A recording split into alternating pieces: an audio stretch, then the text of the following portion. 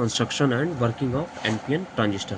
पिछली क्लास में हमने ट्रांजिस्टर के बारे में भी देख लिया था और पीएनपी ट्रांजिस्टर का वर्किंग और कंस्ट्रक्शन देख लिया था। तो एनपीएन ट्रांजिस्टर का वर्किंग और कंस्ट्रक्शन भी लगभग सेम है, केवल इतना ही चेंज हो जाएगा, इसमें जो मेजॉरिटी कैरियर्स है वो होल्स की जगह पे होंगे, इलेक्ट्रॉन्स हो जाएंगे। जैसे देखो यहाँ पे हम जैसे ट्रांजिस्टर के बारे में देख रहे थे, तो वहाँ पे हमारा पहला लेयर होता है इमीटर, फिर होता है हमारा बेस, फिर होता है कलेक्टर। ठीक है, तो यहाँ पे और हम एनपीएन ट्रांजिस्टर के बारे में बात कर रहे हैं, तो एन किसका, जो हमारा इमीटर होगा वो किसका होगा, एन का क्षेत्र का होगा, एन लेयर का होगा। जो हमारा बेस होगा वो पी लेयर का होगा, जो हमारा कलेक्टर होगा वो भी एन लेयर का होगा। तो जैसे यहाँ पे दिखाया गया, तो हमने यहाँ पे क्या किया है, यहाँ पे जो सर्कल है उसको हमने होल्स को रिप्रेजेंट किया, और जो हमारा जो ये भरा हुआ सर्कल है उससे हम इलेक्ट्रॉन को दिखा रहे हैं। तो एन में यहाँ पे ध्यान दो, जो पहला लेयर है हमारा इमीटर का, तो यहाँ पे इमीटर किस लेयर का होगा, हमारा एन लेयर का होगा। ठीक है, एन सेमीकंडक्टर का होगा, जो कि क्या होगा, हाईली डोप्ड होता है। जैसे आपको पहले ही बताया गया था, जो इमीटर होता है हमारा हाईली डोप्ड होता है। इसका काम क्या होता है कि जो चार्ज मेजॉरिटी का चार्ज कैरियर्स है उनको क्या करना है, कलेक्टर में क्या करना है, कलेक्टर की तरफ भेजना है। ठीक, दूसरा हमारा लेयर होता है बेस का। बेस आपको क्या होता है, बहुत ज़्यादा मतलब बहुत पतला होता है। ठीक है, इसमें क्या होगा, जो भी चार्ज कैरियर्स आ रहे हैं इमीटर के थ्रू, तो इसमें से इमीटर के थ्रू जो भी चार्ज कैरियर्स आ रहे हैं बेस में आके थोड़े से रिकम्बाइन होंगे, बाकी बचे हुए चार्ज कैरियर्स क्या होंगे, कलेक्टर की तरफ चले जाएंगे। अब देखो कलेक्टर क्या होता है, ये हमारा लो डोप्ड होता है। जैसे आपको दिख रहा होगा इमीटर की तुलना में क्या है, बहुत ज़्यादा इसमें खाली जगह दिख रही है, मतलब क्या है ये मतलब लो डोप्ड है। ठीक है, इसका जो आपका कंसंट्रेशन है वो बहुत ज़्यादा नहीं है। ठीक है, मतलब एज़ कम्पेयर टू इमीटर। ठीक है, तो यहाँ पे ये वाला जो टर्मिनल हो गया हमारा क्या हो गया, इमीटर का, ये टर्मिनल हो गया इमीटर, ये वाला टर्मिनल हो गया हमारा बेस, और इधर का ये जो तीसरा टर्मिनल है वो हमारा क्या हो गया, कलेक्टर। ठीक, अब ये होगा इसका कंस्ट्रक्शन। ठीक है, ये हो गया इसका कंस्ट्रक्शन। आप यहाँ ध्यान दोगे, इन मतलब एन दो यहाँ पे क्या एक जंक्शन बन रहा है इधर और एक जंक्शन इधर बन रहा है, तो इस जंक्शन को बोलेंगे हम इमीटर बेस जंक्शन, और इधर वाले जंक्शन को बोलेंगे कलेक्टर बेस जंक्शन। ठीक है, तो ये हो गया इसका कंस्ट्रक्शन। अब आते हैं इसकी वर्किंग पे।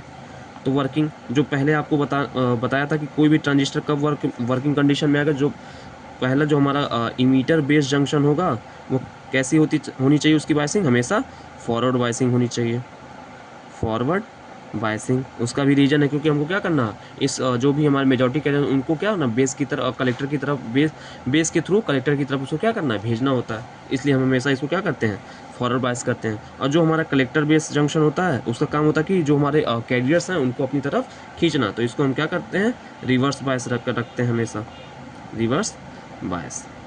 अब देखो इसका काम क्या करता है, जैसे कैसे करता है, तो हम क्या करेंगे, जो हमारा इमीटर है उसको हम फॉरवर्ड बायस करेंगे, मतलब यहाँ पे नेगेटिव है ना, तो नेगेटिव टर्मिनल को बैटरी के नेगेटिव टर्मिनल से जोड़ देंगे, और बेस को हम क्या करेंगे, पॉजिटिव टर्मिनल से जोड़ देंगे। तो ये जो वोल्टेज होगा वो हमारा होगा VEB, voltage between emitter and base, और ये हमारा क्या होता है, लो वोल्टेज की बैटरी होती है।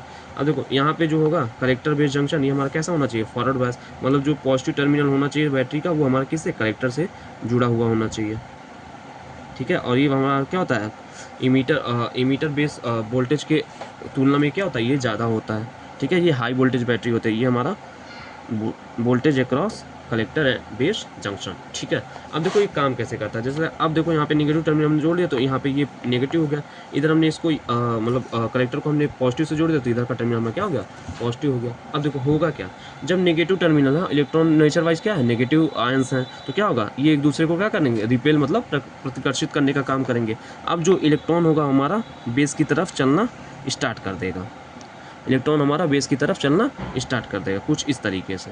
ठीक है, अब क्या होगा, जब सबसे पहले ये क्या होगा, बेस में क्या कुछ होल्स जो हैं इससे रिकम्बाइन करेंगे, बाकी जो बचे हुए हमारे इलेक्ट्रॉन्स हैं वो हमारे किस में पहुंच जाएंगे, कलेक्टर में। और कलेक्टर में क्या होगा, कलेक्टर इसको कलेक्ट करने का काम करेगा, क्योंकि हमने क्या किया यहाँ पे हाई रिवर्स बायसिंग कर दी है। तो क्या होगा, कलेक्टर में हमारा ये संग्रहित होने का काम होने लगेगा, और उसके थ्रू क्या होगा, ये बैटरी के टर्मिनल के यहाँ पे पहुँचता रहेगा। ठीक, अब देखो वही बात है जैसे हमने पीएनपी में भी बताया था कि यहाँ पे अगर charge carriers, majority charge carrier बार बार यहाँ पे निकलना है तो उनकी संख्या तो सीमित होती है ना, ये तो ऐसा है नहीं कि ये इनफाइनाइट होते हैं। ठीक है, तो देखो इनकी संख्या जो है कांस्टेंट कैसे बनी रहती है, ये भी चीज़ इंपॉर्टेंट है। जैसे हम पहली बात करते हैं कि पहला जो हमारे कलेक्टर में मान लो कलेक्ट हुए जितने भी इलेक्ट्रॉन्स, वो इलेक्ट्रॉन क्या होंगे, कलेक्टर के थ्रू यहाँ पे बैटरी के पॉजिटिव टर्मिनल की तरफ जाएंगे, बैटरी के पॉजिटिव टर्मिनल की तरफ क्या होंगे, इलेक्ट्रॉन यहाँ पे ट्रैवल करेंगे। जैसे ही बैटरी के पॉजिटिव टर्मिनल पे एक इलेक्ट्रॉन पहुंचता है, वैसे ही बैटरी का जो नेगेटिव टर्मिनल होता है क्या होता है, एक इलेक्ट्रॉन को रिलीज कर देता है।